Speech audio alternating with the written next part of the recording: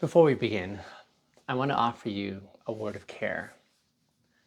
This episode deals with some really heavy themes, disturbing realities about how fear and manipulation and despair disguise themselves as belonging and wisdom or care. So if at any point you feel that this is too much for you right now, I want to encourage you to pause or step away. Your well-being matters far more than finishing an episode. And for those of you who choose to continue, know this. While the content is heavy, I will always weave in glimpses of hope because integrity and intimacy are, I believe, far stronger than any counterfeit.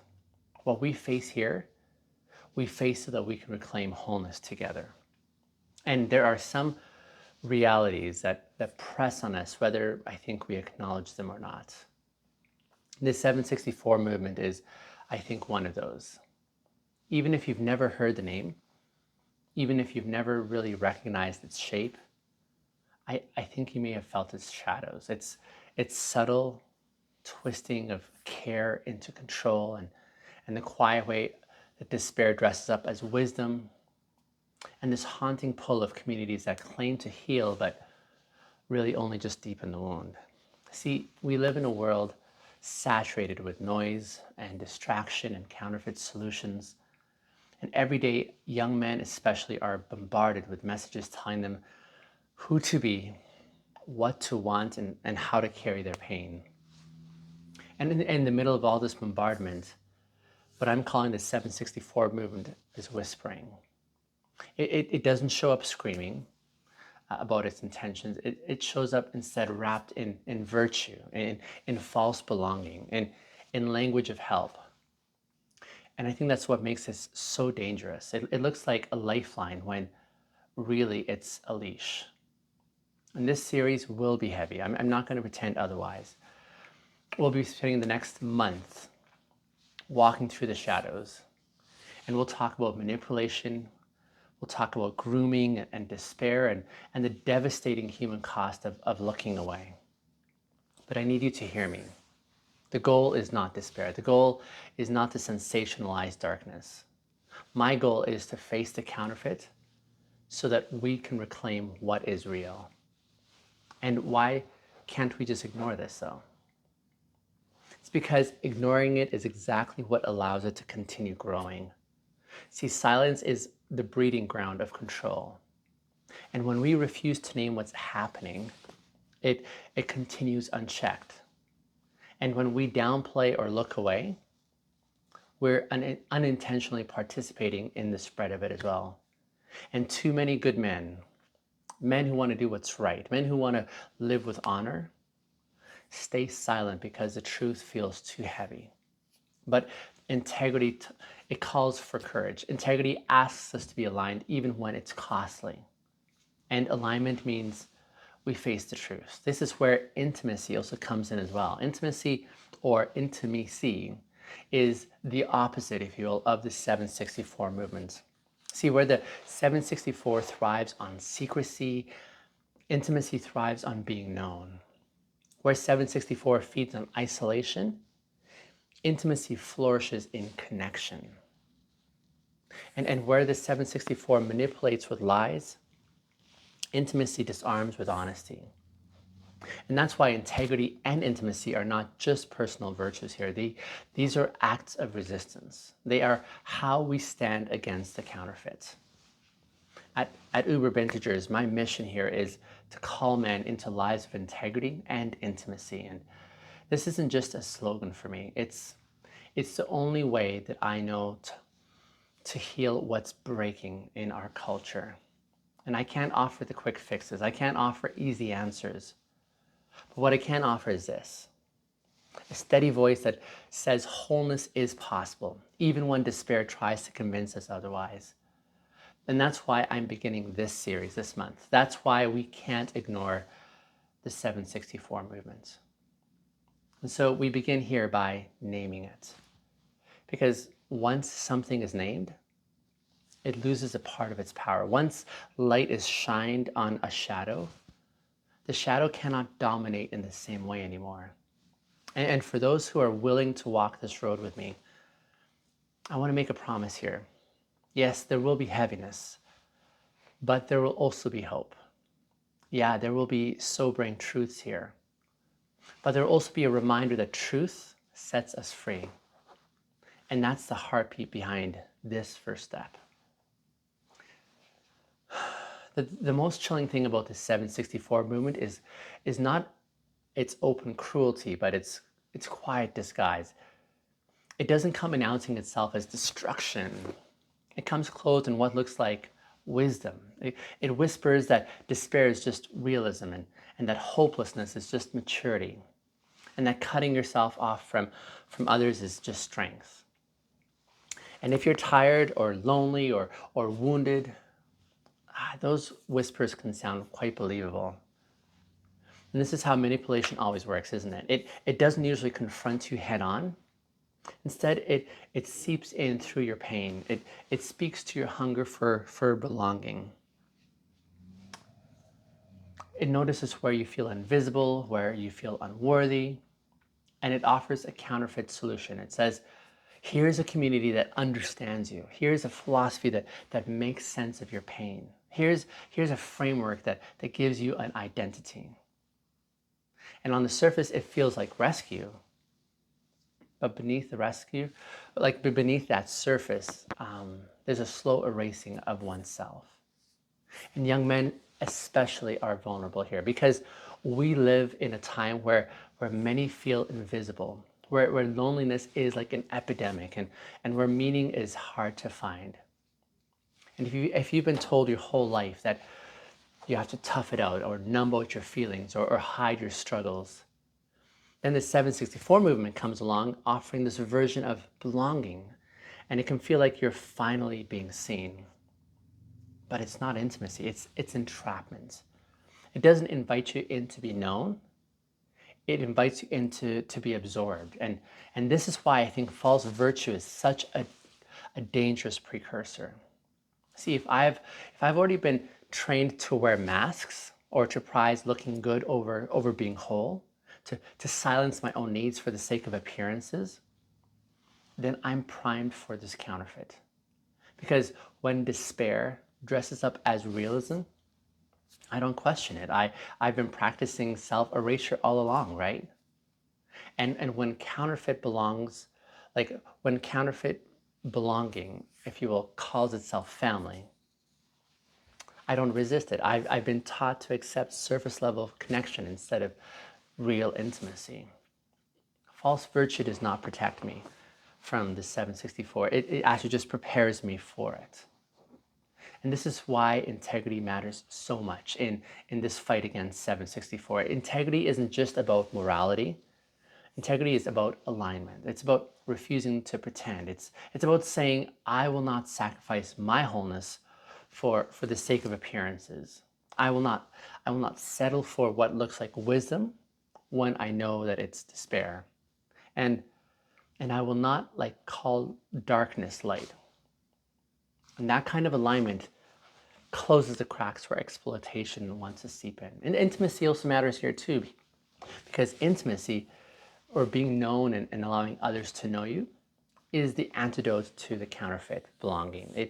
Like when you've tested real connection, when you've experienced being truly seen, the cheap imitation of manipulation cannot hold the same weight. You begin to now notice the difference between a community that controls and a community that frees. And so now you begin to recognize when language is meant to bind rather than to heal. I would say the 764 movement thrives on people who are isolated and ashamed and who are convinced that their pain really disqualifies them from real connection. It feeds on silence. It grows in the shadows. And that's why we can't ignore it. Ignoring it isn't neutral. It's permission for it to spread. And I refuse to give it permission. But here's the thread of hope. If the 764 movement can spread quietly through shadows, I would say integrity and intimacy can spread even more powerfully through light. If counterfeit belonging can entrap one, then authentic belonging can actually liberate another. If despair can masquerade as wisdom, then courage can reveal itself as a deeper truth. The reason that this series exists is not to dwell on despair, but it's to reveal how the 764 movement works and to remind us that it can be resisted, it can be named, it can be dismantled, and the way forward is not through more masks, but more wholeness.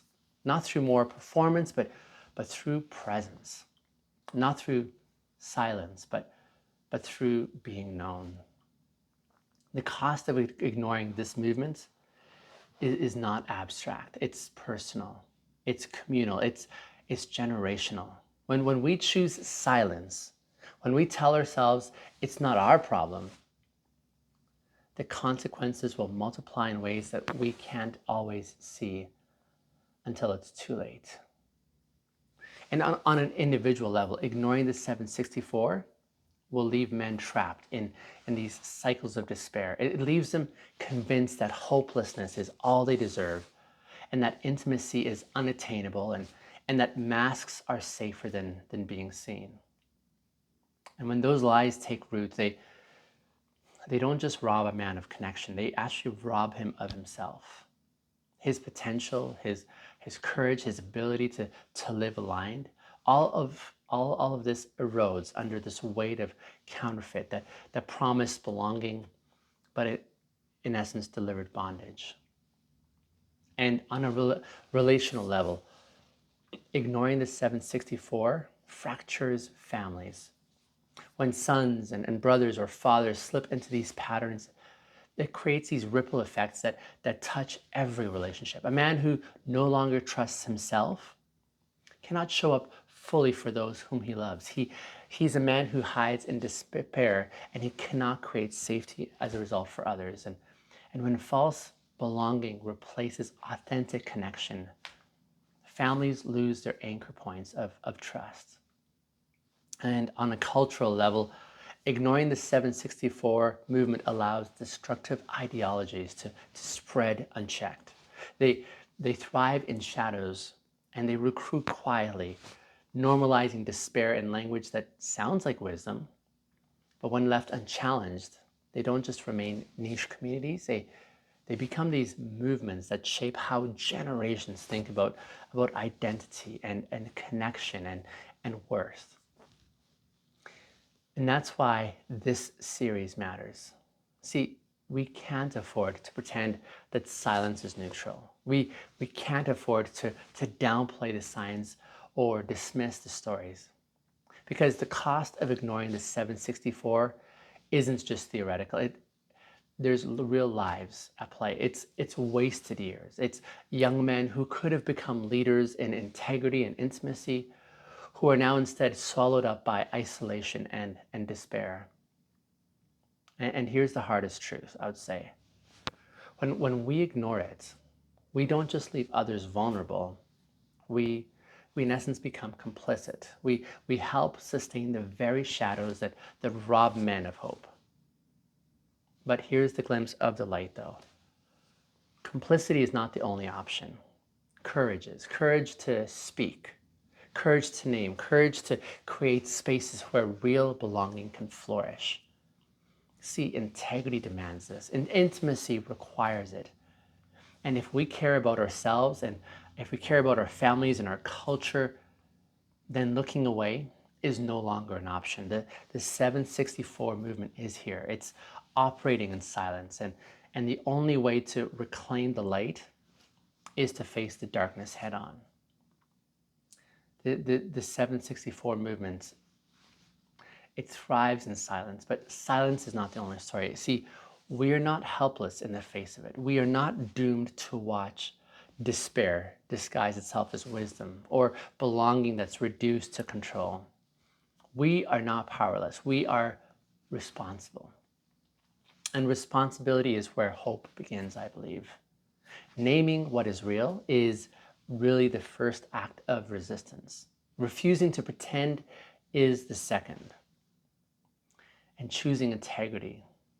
This alignment of what's inside with what's outside of us is third. And when you add intimacy, the courage to let others see you fully, you create something that the 764 cannot counterfeit. And that's a life that's unmasked, a life where connection is tangible, a life that is whole. And that's why this series exists, not to depress, but to awaken, not to sensationalize, but to clarify. We can't ignore this movement because ignoring it gives it permission to keep consuming the lives of so many in the shadows. And so we face it because we believe that there are more of us. There's more courage, there's more connection, there's more wholeness, more light. And here at Uber Vintagers, my mission has always been, like I said, to call men into integrity and intimacy. And that mission doesn't get any smaller in the face of 764. It gets sharper. If counterfeit belonging is on the rise, then authentic belonging must rise even louder. If despair is marketed as wisdom, then hope must speak more boldly. If manipulation is hiding in silence, then honesty must break that silence wide open. This is where we begin, with courage to see, with the courage to name, with the courage to face the darkness, not for its own sake, but for the sake of the light that it has tried to hide. Because truth is like the truth and light are stronger, and the light is waiting for those who will refuse to look away. So this month, we will go into some really disturbing realities. But woven through every episode will be these glimpses of what freedom looks like, reminders of resilience, calls to courage. And we will face that darkness, yes, but not to be crushed by it. I think we'll face it because we want to reclaim the light. Welcome to this series. Let's move forward together.